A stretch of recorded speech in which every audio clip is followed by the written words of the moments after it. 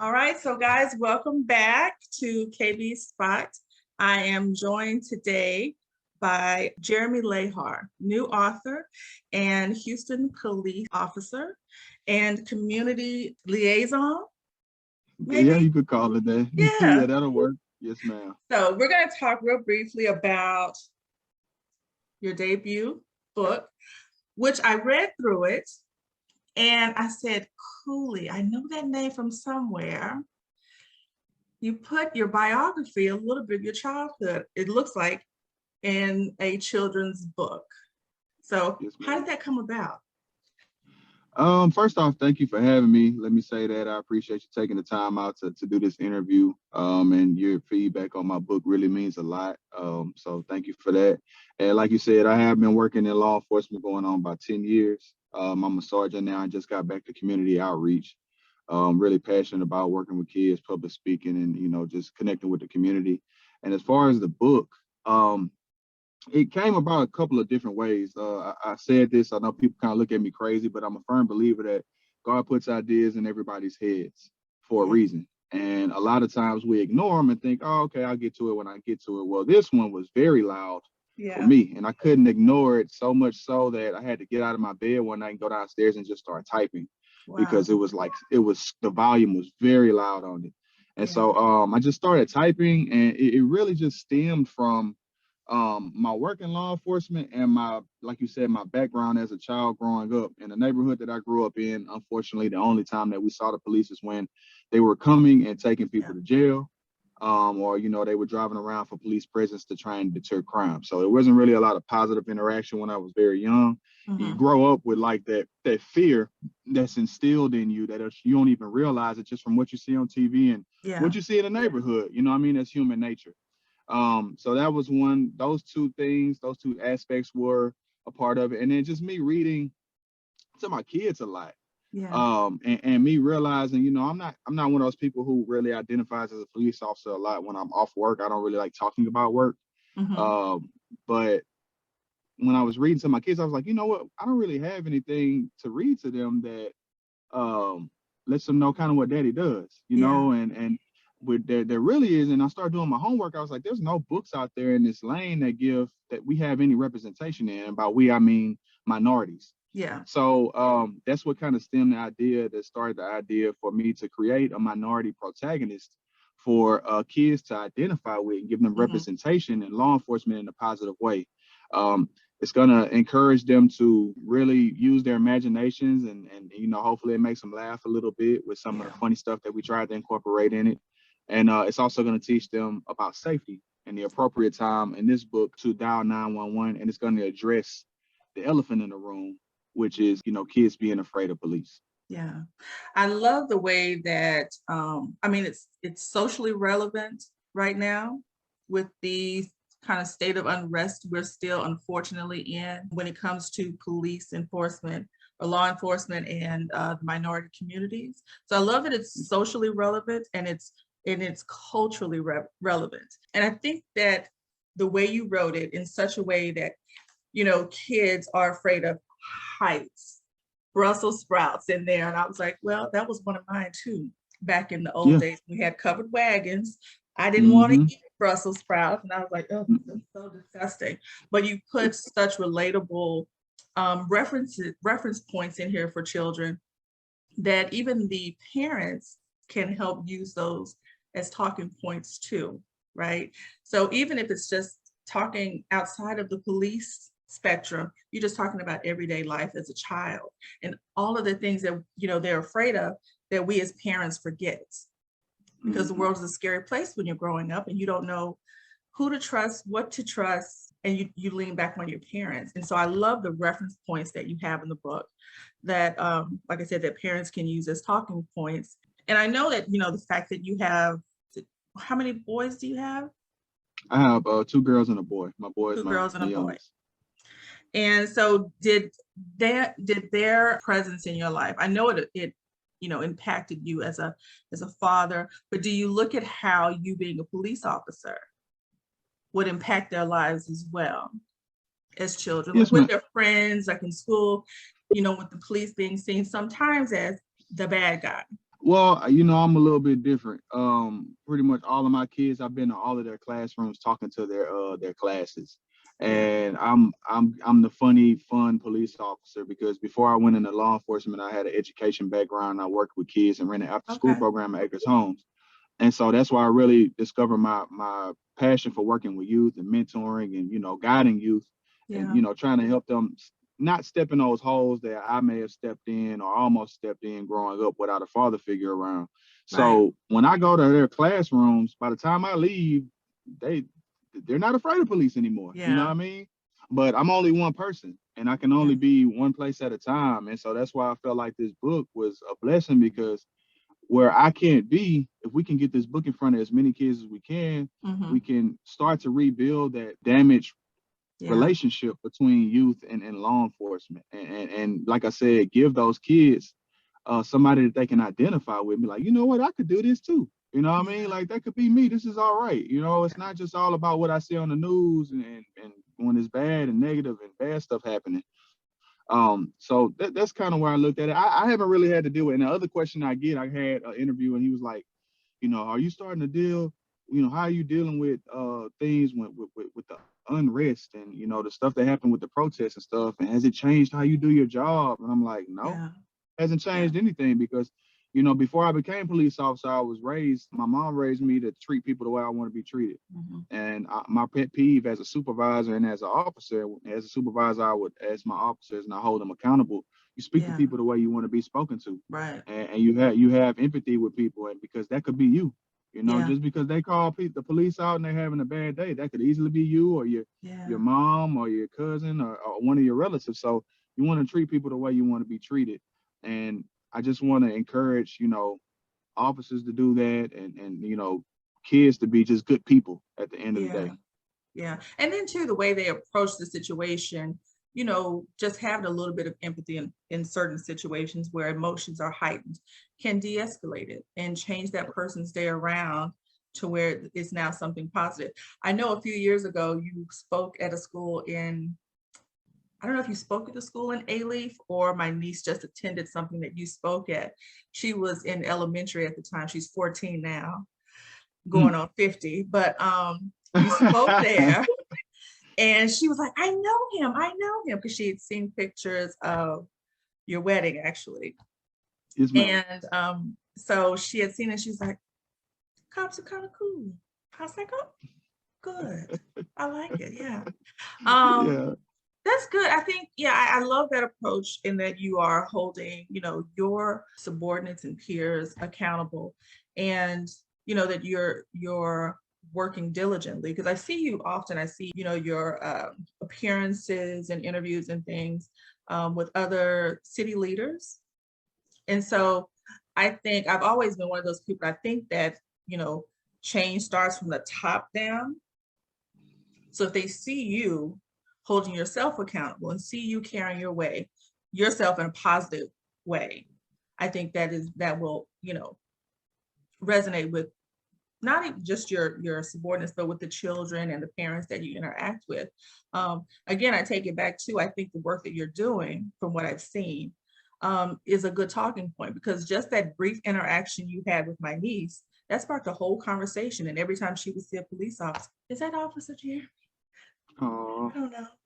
I don't know. yeah, Sit that's all down. right. But yeah, so I think Yes, I ma'am. love what I really do. I love what you're doing with this. And Officer James Bird, was Yes, ma'am. he a mentor, or how did you Yes. guys meet? Was it just like in the book? He came and spoke at your school and No, ma'am, it wasn't. It wasn't. I incorporated him as a character. Mr. Bird, James Bird, he dedicated 32 years of service to community outreach for the Houston Police Department. And when I left patrol as an officer and went to public affairs, he was my mentor. I okay. basically was taking his place when he was, you know, starting to wind down and get ready to retire. Hmm. And I learned a lot from him. And the thing that we kind of hit it off with is he had his way of connecting with the kids, and he was amazing at it. And Yeah. he would be real silly and animated, and I will go with him and learn from him. But then I'm gonna take it and I'm gonna do it my way, and then I'm Yeah. gonna connect with the kids that our way. And he respected that. He was like, you're not trying to do exactly what I'm doing, but you have your own way of doing it, tailoring your message to connect with the kids. I was like, yeah. So we both learned from each other, and he was just one of the sweetest and most genuine people that I've ever met. And Yeah. unfortunately, he ended up passing away from cancer. Mm, And so when I came up with the book idea, I mean, God just put it in on my heart to make him the yeah. character in there, because I know how many kids he positively impacted over 32 years that he was there. And so when I had the books and they came in, the first person, people to get a copy of the book was his widow, his daughter, and his grandchild, Mhm. grandbaby. And Mhm. so, their positive feedback and letting me know that I did, in fact, capture his essence and his personality in the book and his likeness. And of course, I asked permission first. Yeah. That really, made it worth it. And now they say that the grandbaby's asking about Pawpaw, and Yeah. the baby's gonna always have that to reference, whenever they want to remember their grandfather. Yeah. So I don't want his memory to ever be forgotten, because he's done so much good around the Houston area, around the world, really, because he traveled and taught people as well. Yeah, that's beautiful. I love that. I love it. How do you know if your words are going to be impactful enough to put out there? Like I know that it was put on your spirit to write the book. Did you have a feeling that it would be as powerful as it is? Because the messaging is really strong. Did you have a feeling it was going to be well received before you put it out, or did you just have to get it out? I Man, I'm kind of a secretive person. I'm very creative. I come up with a lot of different things, and people in my close circle, I'll show it to them and get their feedback. But when Hmm. I wrote it out, I looked at it. I didn't go to school for journalism. I didn't go to school for Yeah. writing. My one of my favorite subjects just happened to be reading, and writing is something that I've learned and self-taught myself and continue to try and Yeah. improve on. And so when I started trying to write the children's book, I had no idea what I was doing. And so I was like online, like, okay, is there a template on here I can borrow? So Yeah. okay, where do I put the bubble? So how I want. So I basically just was like, okay, if I was going to illustrate this, when I write what they're going to say, I need to put a bubble to the side, and I want it to look exactly like this. And I knew how I wanted it in my head. Hmm. Um, and as far as the message, this message and all of the other messages that are in every other book in the series is what I'm going and saying to the kids when I go and talk to Yeah. them. And so it was like we talked about a little bit earlier. It's like I can only reach so many kids, Yeah. but I feel like the way that I talk to them and make it fun and make it relatable, can really drive home the message. And I believe the best form of really making things stick with kids is telling stories. If Yeah. you can tell a story and not make it up, but like have it be real and something that they can relate to, like, dang, that could have been me. It'll be like, dang, light bulb. So Yeah. then if they're ever faced with a situation where whether it be they come across a gun or an opportunity to do something where they shouldn't, they could be Yeah. like, dang, I remember him telling me he had this happen to him and he could have gotten in trouble, but he didn't. Maybe I might not do that. And like you said, I'm not going to reach everybody when I go out and speak to them, and everybody who Hmm. reads this book is not going to connect with the message. But if I can reach a handful of kids and stop them from doing something that's going to ruin their life, it's worth Yeah. it. And I know that I've done what God asked me to do by putting this on paper. Yeah. Where's Officer Friendly going to go next? Officer Friendly is going to be in the park and in the classroom, and he's going to be focusing on gun safety. And that the book has Okay. already kind of been written. I have a rough draft of it. I just wanted to focus on really learning. I'm like embracing the grind of self-publishing and independent authoring a book and everything Yeah. that comes with that with this first one. And I'm just really learning a lot as I go. And I want to, well, not so much master it, but get a grasp of it Yeah. before I drop the second one. I got with my illustrator and had him start, making some drawings. Yeah. I always tell, because I work with newer authors who don't really know where to start and how to go. And I always tell them the easy part is writing the book. That's that part you love because that the words are pouring from you, the characters are resonating with you, and all that. That's probably the easy part. The tough part comes in the aftermath, which is especially if you're self-publishing, which is knowing how to develop a marketing strategy. Where am I going to promote it? How do I get bloggers or literary influencers or to engage with me? How do I get my book in stores and things like that? So you got a lot to learn, and there's so much Mm-hmm. information out there. But I think the writing community, especially, I'll say our writing community, the Black writing community, um, me coming in just as a blogger and book reviewer, have been really welcoming. Okay. So, I always encourage everybody, reach out, because you never know, all people say is no.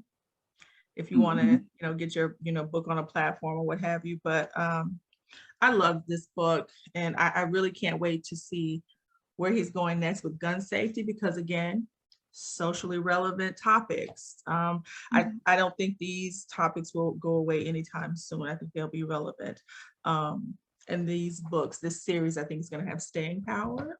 Oh, I want to Can talk I? about, oh, go ahead. Oh, what do you want to talk about? I was going to say the illustration. I was just about to say, let me make sure I shout out my boy. Yeah. That was the one thing I said before we like got to shout out my illustrator, man. It really was organic, and the way that we came in contact. My old lieutenant was his dad. I met him in like passing, Mm-hmm. and I went out to lunch with his dad, and I had a bad experience looking for an illustrator, so I had kind of took a step back and was like, you know what, I'm not gonna force it because I Yeah. know how I want this to look. And we were wrapping up lunch, and I was like, yeah, man, I followed his son on social media. I was like, man, your son is very, very talented. Mm-hmm. Like, I follow him. I want to buy a couple of pieces from him Yeah. here coming up. He was like, yeah, he just got done illustrating a book for a children's book in California. And I stayed back like, Look at whoa, God. like, Yeah. I got goosebumps. And then when me and him met, we just hit it off, and he bought into it because he was a detective. Okay. He's since now retired, and he's a full-time artist. Yeah, his name is Stephen Baltazar, and he Mhm. goes by Bizarre. And so Okay. very, very talented man. I want to definitely, partner with him. I want to keep consistency in the characters. So Yeah. he's going to, God willing, be my illustrator throughout the whole book series. Cool. I love that. Yeah, because I was looking at the illustration, and I have an author who also wrote a children's book, and I was like looking for a really good children's illustrator, Hmm. and I showed showed your book to the author, and she loved it. She's like, "Who did the illustrations?" Ma'am, I don't know. We'll find out. So, so Yeah, he's in there. He's in there, and yeah. his social media handle is the_BZAR, the Bazaar. You can Okay, so find him on my page. So yeah, every time I post something, I always tag him. yeah, cool. So you guys heard it. Um, if you heard it, so you can go and follow him, and I will have Officer Lahar's contact information below in the section below. You'll also find a link to purchase your own copy of Officer Friendly Takes on the Scary Police, written by Jeremy Lahar. So, what else is up next for you, as opposed Just aside from writing the next book in the series? really, I'm trying to hit the ground running and start um doing public speaking engagements outside of the Houston Police Department. Okay. I've done like hundreds of them for Yeah. HPD, and I Hmm. love it. But at the Yeah. same time, I also want to start doing things as an author, not just being identified and as a sergeant. I want to show my range a little bit, if I Yeah. may.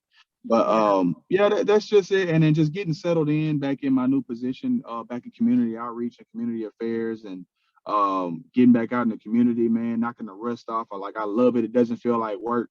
My Yeah. days go by so fast, like it's crazy.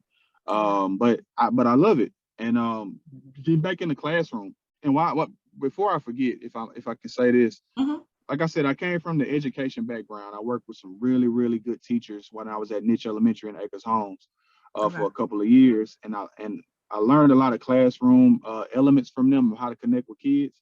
This book was made to be a tool in the classroom as well. So Okay. every book that I write is going to have a reader participation element incorporated in it.